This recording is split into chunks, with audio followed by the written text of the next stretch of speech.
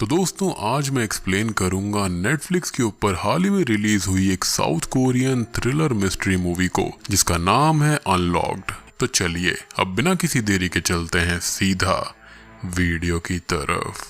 तो मूवी की स्टार्टिंग में हम देखते हैं ली नामी को, जो कि एक fun loving, super excited, full of joy और एनर्जेटिक टाइप की लड़की है। नामी के फादर एक कैफे चलाते हैं जहां पर वो उनका हाथ बटाती है और उसकी मदर भी उस दुनिया में नहीं है। वो खुद एक कॉस्मेटिक स्टार्टअप में काम करती है जहां पर उसकी बॉस भी उससे काफी खुश है और उसकी एक बेस्ट फ्रेंड भी है जिसका नाम युंजू है। नामी अपनी लाइफ में पूरी तरह से खुश है, मस्ती करती रहती है, खुश रहती है और इस तरह ही एक दिन गलती से वो अपना फोन एक बस के अंदर गिरा देती है जिसको कोई लड़का उठा लेता है।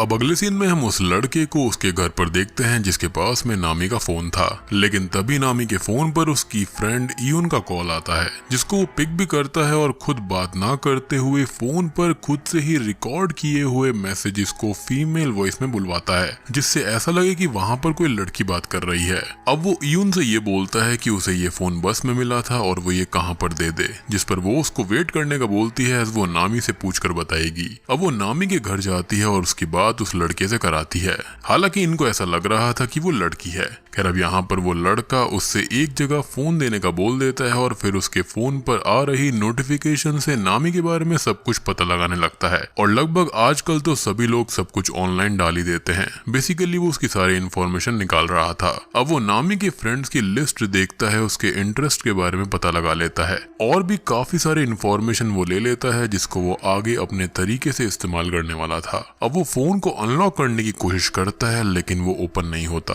और वो फोन की स्क्रीन तोड़ देता है। खैर अब यहाँ से ये पूरा का पूरा सीन और कहानी शिफ्ट हो जाती है और हम एक नई चीज देखते हैं जहाँ पर माउंटेन पर बारिश होने से वहाँ पर बैरी की गई एक डेड बॉडी बाहर आती है और वहाँ पर ढेर सारे पुलिस वाले इन्वेस्टिगेशन के लिए आए हुए थे। अब वहाँ पर दो पुलिस वाले कहानी के लिए काफी जरूरी हैं जिनके नाम है वू जीमान और उसका असिस्टेंट किम जोंग हो। वो दोनों बात कर रहे होते हैं कि ये काम किसका हो सकता है और उन दोनों का शक एक ही इंसान पर था जो कि कोई और नहीं बल्कि जीमान का ही बेटा था, क्योंकि जहाँ से बॉडी मिली थी उस जगह पर जीमान ने अपने बेटे के साथ ट्री लगाया था और उसके बेटे का यूज करने वाला प्लांट फूड के प्रोडक्ट्स बॉडीज के आसपास मिले थे, जैसे वो खुद ही सब कुछ मार्क कर रहा हो। खैर अब जीमान को ये लग रहा था कि उसका बेटा जब 7 साल पहले घर छोड़कर भागा था तब वो ऐसा नहीं था और ना ही उसके अंदर किसी की जान लेने की हिम्मत थी। वो सोचता है कि उसका बेटा उल्टा हो सकता है, स्टूपिड हो सकता है, लेकिन किसी की जान नहीं ले सकता। जिस पर किम ये बोलता है कि शायद से वो किन्हीं बुरे लोगों के साथ में काम कर रहा होगा और ये सब उसके साथियों ने किया हो, जिस पर जीमान भी सोच में पड़ जाता है कि शायद से ऐसा हो सकता है। अब किम ये भी बोलता है कि उसका अपनी मदर से तो कांटेक्ट होगा ही, जिस पर वो बोलता है कि जो बच्चा अपनी मदर को बीमार छोड़कर चला गया और फिर कभी आया ही नहीं तो वो क्या ही उनसे कांटेक्ट रखेगा। लेकिन फिर भी वो ये बोलता है कि इन्वेस्टिगेशन के लिए वो एक बार चेक कर लेगा। अब कहानी यहाँ पर आपको 2 हिस्सों में अलग अलग लग रही होगी तो इसको हम जोड़ देते हैं। तो असल में बात यह है कि जिस लड़के ने बस में से फोन उठाया था वो कोई और नहीं बल्कि वही जीमान का बेटा चुनयोंग है, जो कि अपने पेरेंट से 7 साल पहले ही अलग हो गया था क्योंकि उसके फादर से काफी उसके डिफरेंसेस आ गए थे। अब हम नामी को देखते हैं जो कि अपने फादर के कैफे में जाती है जहाँ पर उसके फादर उसे हैंगओवर से निकलने के लिए एक स्पेशल ड्रिंक बनाकर देते हैं जो कि वो लोग सेल नहीं करते थे। वो खाली यहाँ पर उसके फादर की एक स्पेशल ड्रिंक थी जो कि वो अपनी बेटी को ही दिया करता। खैर अब कैफे के अंदर ही चुनयोंग का कॉल आता है और वो नामी से ये कहता है, जिसका मतलब ये है कि वो उसी फीमेल वॉइस से ये बुलवाता है कि फोन की स्क्रीन गिरने से टूट गई थी, जो कि हम जानते हैं कि उसने खुद से तोड़ी थी, जिसको ठीक कराने के लिए उसने उसे रिपेयर शॉप में डाल दिया है और बिल भी पे कर दिया है तो नामी जाकर वहीं से फोन ले ले। खैर अब उसके बताए गए एड्रेस पर जाकर नामी अपना फोन कलेक्ट कर लेती है, लेकिन ये चीजें इतनी सीधी नहीं होंगी। तो यहाँ पर हुआ ये है कि पहली बात तो ये कि शॉप ये चुनयोंग की ही है, साथ ही साथ उसने नामी के फोन पर एक स्पाई कैमरा इंस्टॉल करके उसके फोन को एक और फोन के अंदर क्लोन कर दिया था, जिससे अब नामी की लाइफ के एक एक मोमेंट के अल्टीमेट एक्सेस उसके पास में आ गए हैं, यानी कि छोटी से छोटी चीज उसको पता चल जाएगी। अब नामी वहां से फोन लेकर चली जाती है और वो दिन भर जो भी करती है, जिससे जो भी बात करती है, हर चीज पर योंग नजर रखने लगता है। शाम होने पर वो कैफे कैफे भी जाता है उसी ड्रिंक को लेने जो कि नामी के फादर ने उसके लिए बनाई थी। और अभी तक नामी को उसके बारे में पता भी नहीं था, इवन उसने उसका चेहरा तक भी नहीं देखा था, यानी कि वो उसको बिल्कुल अनजान व्यक्ति की तरह मिल रहा था। हालांकि वो उसके बारे में सब कुछ जान चुका था। अब वो उस ड्रिंक के लिए इंसिस्ट करता है, ये कहते हुए कि वो यहाँ पर पहले रेगुलरली आया करता था और वही ड्रिंक लिया करता था जिससे नामी उसे वो बनाकर दे देती है। खैर अब वो लोग थोड़ी बहुत नॉर्मल बात करते हैं और तभी नामी के फादर ली उन दोनों को देखते हैं और फिर नामी से ड्रिंक के बारे में पूछते हैं कि उसने वो क्यों दी, जिसको वो सेल भी नहीं करते। जिस पर वो कहती है कि वो यहाँ का रेगुलर कस्टमर है और ली उसका चेहरा याद करने की कोशिश करता रहता है। अब रात होने पर नामी अपने घर आ जाती है जहाँ पर वो अकेली रहती थी अपने फादर से अलग, और सो जाती है। और रात भर में योंग उसके फोन में और छानबीन करता है। इधर जीमान अपनी वाइफ के घर जाकर उसके फोन को चेक करता है, जिससे उनको ये पता चल जाता है कि वो अपने बेटे के टच में आज तक है। उससे बात करती है और रिसेंटली ही कुछ सामान या फिर खाना भी भेजा था, जिससे एक एड्रेस जीमान के हाथ लग जाता है जो कि योंग का हो सकता था, क्योंकि वो अपने ठिकाने बदलता रहता था। अब इधर मॉर्निंग में हम नामी को उसके डे टू डे लाइफ में देखते हैं। वहीं रात भर में योंग ने उसके बारे में सब कुछ डिटेल्स निकाल कर नोट बना लिए थे। साथ ही साथ दिन भर वो उस पर नजर भी रखने लगता है। अब उसे नामी के बारे में काफी कुछ पता था, लाइक उसको क्या पसंद है क्या नहीं पसंद, घर में अकेली रहती है और लैंडलॉर्ड भी नहीं है, डोर लॉक पिन क्या है, घर से कब निकलती है, कहाँ जाती है, कहाँ पढ़ती है, जॉब पर क्या और कैसा चल रहा है, उसकी दोस्त कौन है कैसी है, बॉस कौन है कैसी है, सबसे ज्यादा वो किससे कनेक्टेड है, सबसे कम किससे बात होती है। उसने कोई सीक्रेट इंस्टाग्राम अकाउंट भी बनाया हुआ है जहां पर से वो अपनी बॉस की थोड़ी बहुत बुराई भी करती रहती है, वो एड्स चलाती है एंड ऑल। और भी हर तरह की जानकारी के पूरे नोट्स वो बना लेता है। और अपने लैपटॉप पर उसने नामी की पिक्चर भी लगा ली थी, जहां पर पहले हम नोटिस करते हैं कि उसने किसी और ही विक्टिम की पिक्चर लगाई हुई थी जो कि पहले योंग का शिकार बन चुकी है। यानी कि ये इंसान नॉर्मल नहीं था, ये एक साइको किलर था।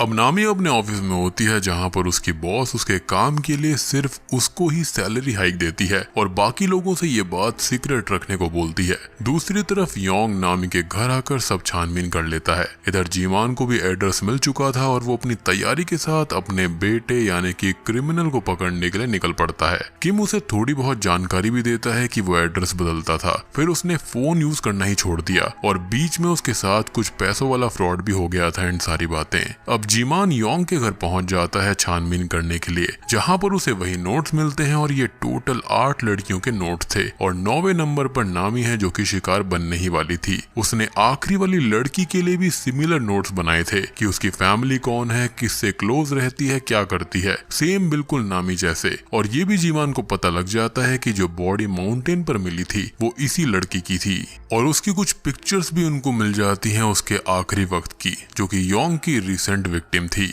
अब वो और कुछ पता लगा पाते इससे पहले ही योंग घर तक आ जाता है और उसे पता भी चल जाता है कि जीमान घर के अंदर है, तो वो उनको डिस्ट्रैक्ट करके बाहर लाकर थोड़ी दूर भेजता है और तब तक सारे सबूत मिटा देता है और अपना एक बैग लेकर वहां से भाग जाता है। और ये बैग काफी जरूरी है क्योंकि इसके अंदर उसके विक्टिम्स के फोन्स, नोट्स और बाकी चीजें हैं जो कि उसके लिए किसी अचीवमेंट की तरह है, एक रिवॉर्ड की तरह है। और तभी अब हम नामी के फादर को देखते हैं जो कि कैफे पर थे और तभी योंग वहां पर आता है जिसने की एक नई प्रोफेशनल आईडी बना ली थी कि वो एक डिजिटल सिक्योरिटी एजेंट है और उसको ये भी पता था कि नामी को कुछ सीडीज बेचनी है, तो उन्हें खरीदने के बहाने से वो उससे मिलता है और उसे कुछ मैच टिकट्स भी बेचता है। अब वो यहाँ पर वही ड्रिंक लेता है लेकिन इस बार उसके फादर ही उसको सर्व करते हैं, तो उन्हें काफी कुछ समझ में आ जाता है। वो नामी को घर छोड़ते वक्त ये बोलते हैं कि वो उस लड़के से दूर रहे क्योंकि उन्हें उससे नेगेटिव वाइब्स आ रही थी और वो पहले कभी भी कैफे में नहीं आया है क्योंकि उनको अपने रेगुलर कस्टमर याद रहते हैं, जिस पर नामी उनकी बातों पर ज्यादा ध्यान नहीं देती। लेकिन खुद योंग जो कि ये बातें सुन रहा था, देख रहा था, वो पूरा ध्यान देता है।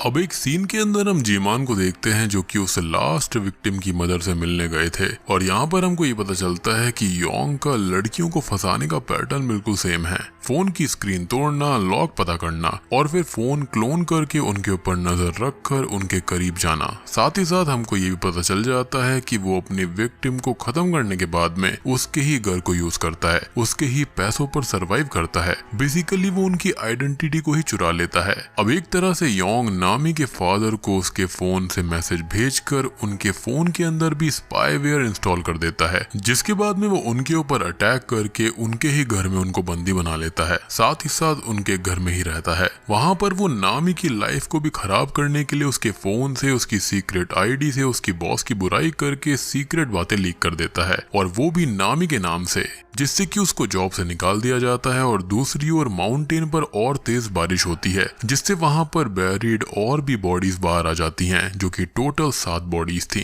जिससे सब जगह डर फैल जाता है और जीमान परेशान हो जाता है, एज उसे जल्दी से जल्दी अपने क्रिमिनल बेटे को पकड़ना होगा। और एक खास बात की शुरुआत में नामी को जिस नंबर से कॉल आया था वो था तो योंग का ही, लेकिन वो जो आवाज थी वो शायद से उसके किसी प्रीवियस विक्टिम की ही रही होगी। अब इधर नामी की लाइफ आधे डिस्टर्ब हो ही चुकी थी और वो युन के साथ साइबर क्राइम में रिपोर्ट लिखाने जाती है, जहां पर वो उसे ये बोलते हैं कि वो प्रूफ ला कर दे कि उसका फोन हैक हो गया था, जिससे वो और ज्यादा परेशान हो जाती है कि अब वो प्रूफ कहां से लाएगी। अब उसे अपने डैड का मैसेज आता है, जो कि ये कहते हैं कि आज वो छुट्टी ले रहे हैं। हालांकि ये मैसेज भेजा तो योंग नहीं था। अब वो युन के साथ कैफे में जाकर बैठती है और अपने डिजिटल सिक्योरिटी वाली फ्रेंड को कांटेक्ट करती है, लेकिन योंग मैसेज खुद से कर देता है कि वो वेकेशन पर गई है। खैर अब तभी उसको ये याद आता है कि वो लड़का जो कि उसको कैफे में मिला था, जो कि कोई और नहीं बल्कि योंग ही था, वो भी सेफ सिक्योरिटी फर्म में है, तो उसको वो कांटेक्ट करती है। हालांकि वो नहीं जानती थी कि यहाँ पर वो योंग है। अब योंग इधर उसके ही फादर को टॉर्चर कर रहा होता है और अपने काम करने का तरीका और प्लान बताता है कि वो सब कुछ कैसे करता है। और अब जब उसके पास में फोन है तब तक वो कुछ भी किसी के साथ इजीली कर सकता है। खैर अब वो नामी से मिलने जाता है और वो उसको अपनी प्रॉब्लम बताती है, तो वो उससे ये कहता है कि किसी ने उसके फोन में स्पाईवेयर डाला था और खाली यहाँ पर दिखावा करता है। और वो अपनी एक और चाल ये खेलता है कि ऐसे ही अकेले में नामी को ये बोल देता है कि शायद उसकी किसी रूममेट ने वो सब पोस्ट किया होगा, जबकि वो जानता था कि वो अकेली रहती है। लेकिन उसे शक की सुई यहाँ पर यून के ऊपर घुमानी थी, जो कि घूम भी जाती है। और नामी यहाँ पर यून से पूछने लगती है कि उसने ऐसा क्यों किया, जिस पर उसे काफी बुरा लगता है। और यहाँ पर यून गुस्से में ये बोल देती है कि हाँ उसने ये सब किया, जो कि बिल्कुल झूठ था। लेकिन यहाँ पर उनके बीच में काफी मिसअंडरस्टैंडिंग हो गई थी और नामी यून को वहां से भगा देती है, लेकिन वो गुस्से में अपना फोन फेंक देती है, जिससे उसके फोन की स्क्रीन टूट जाती है। और तभी उसे ये रियलाइज होता है कि सारी चीजें उसी रिपेयर सेंटर से शुरू हुई हैं, क्योंकि उससे पहले उसकी लाइफ बिल्कुल बढ़िया चल रही थी। अब इधर जीमान और किम को किसी भी हालत में योंग को पकड़ना था, क्योंकि ये सब बॉडीज उसकी इविलनेस का डर सब जगह फैला रही थी। और उन लोगों को उसकी शॉप की लोकेशन भी मिल जाती है, जहां पर वो जाते तो हैं, लेकिन एक कदम आगे रहने वाला योंग वहां पर पहले ही सबूत को मिटा देता है। अब वहां पर उसे ही ढूंढती हुई नामी भी आ जाती है, जिससे वो दोनों बात करके उसके बारे में सब कुछ बता देते हैं, सिवाय इतने कि वो एक डेंजरस किलर है। यानी कि यहाँ पर नामी को योंग के बारे में पता चल चुका था। नामी को सब कुछ समझ आ गया था कि उसके इस फोन के अंदर अभी भी स्पाईवेयर है, तो वो जिमान के फोन से उस डिजिटल सिक्योरिटी एजेंसी में पता करती है कि क्या वहां पर वो काम करता है या फिर नहीं। और ऑब्वियसली हम जवाब जानते हैं कि वो वहां पर काम नहीं करता था, और यहाँ पर पूरी की पूरी कहानी उसके सामने साफ हो जाती है। लेकिन स्टिल यहाँ पर एक ऐसी चीज है जो कि बहुत ही ज्यादा क्रिटिकल है और बहुत ही भयानक है, जिसके असली पत्ते थोड़ी देर में खुलेंगे।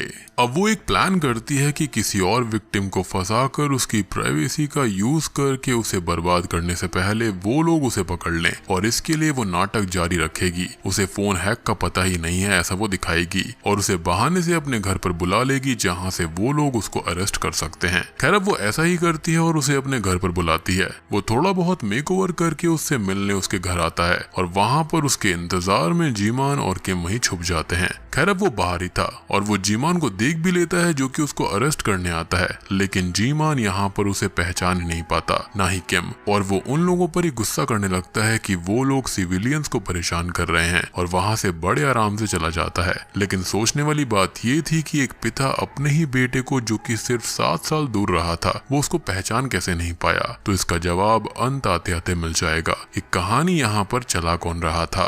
अब उसके भागने के बाद में वो दोनों नामी के घर पर जाते हैं और वो अपने पुराने फोन को ऑन करके उसमें अपनी सिम डाल लेती है, और वो दोनों उसे आज की रात कहीं और रुकने की सलाह देते हैं, तो वो अपने डैड के घर चली जाती है। अब इधर वो अपने डैड के घर पहुंचती है, जहां पर उसे जीमान और किम छोड़ देते हैं और उसे अपना कार्ड भी देते हैं, जिस पर वो कुछ लिखकर उनको ये बताती है कि वो सिर्फ टेक्स्ट मैसेज करेगी और अगर वो उनको टेक्स्ट मैसेज नहीं करती तो वो लोग तुरंत ही यहाँ पर आ जाएं, जिसका मतलब ये होगा कि यहाँ पर कुछ गड़बड़ है। अब वो अपने घर जाती है तो उसे योंग मिलता है, जो कि उसे भी होस्टेज बना लेता है। वहीं पर किम और जीमान आगे जाते हैं तो उन्हें कॉल आता है कि एक और बॉडी मिली है, जिसका डीएनए योंग से ही मैच हो रहा था, लेकिन योंग तो अभी भी जिंदा है और उन लोगों को समझ में नहीं आता कि ये सब चल क्या रहा था।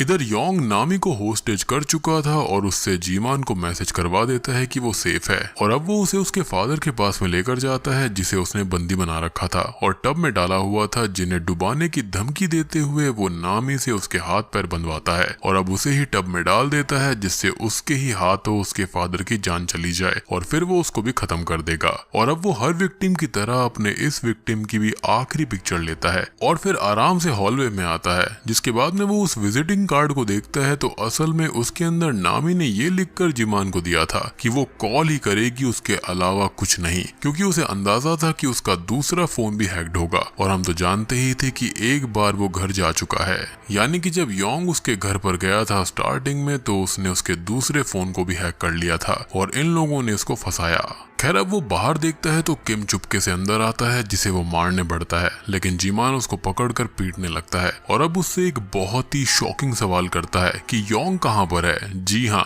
यानी कि वो अपने बेटे से ही सवाल कर रहा था कि योंग कहाँ पर है और वो रोते हुए उसको बोलने लगता है कि वही योंग है उसका बेटा। और तभी किम नामी और उसके फादर को बाथटब से बाहर निकालता है और नामी तो बच गई थी, लेकिन उसके फादर होश में नहीं आ रहे थे। अब इधर जीमान उस सूटकेस को ओपन करता है तो उसके सामने आती है असली सच्चाई और दोस्तों यहाँ पर खुलते हैं इस मूवी के असली पत्ते। तो असल में उसके टोटल विक्टिम 8 नहीं बल्कि 9 विक्टिम थे। जी हाँ, और सबसे पहले इस किलर ने असली योंग यानी कि जीमान के असली बेटे को मारा था, जो कि बुरा था ही नहीं और अपने घर के मनमुटाव के चलते घर छोड़कर बस चला गया था और इसका पहला विक्टिम बन गया था, जिसके बारे में सारे नोट उसने बना लिए थे और उस बेचारे की ही आइडेंटिटी लेकर उसे ही एक मर्डरर की तरह सबके सामने पेश किया, जिससे कि सब लोग उसको ही गुनहगार मानेंगे। जीमान उसका फोन भी देखता है, जिसके अंदर उसके रियल बेटे की भी आखिरी टाइम की पिक्चर थी और एक फादर पर क्या ही बीती होगी हम समझ सकते हैं। अब वो दुख और गुस्से से टूट जाता है और उसको शूट करने ही वाला होता है, लेकिन वो भी उसे अपनी बातों से मैनिपुलेट करने लगता है और वो उसे शूट नहीं कर पाता।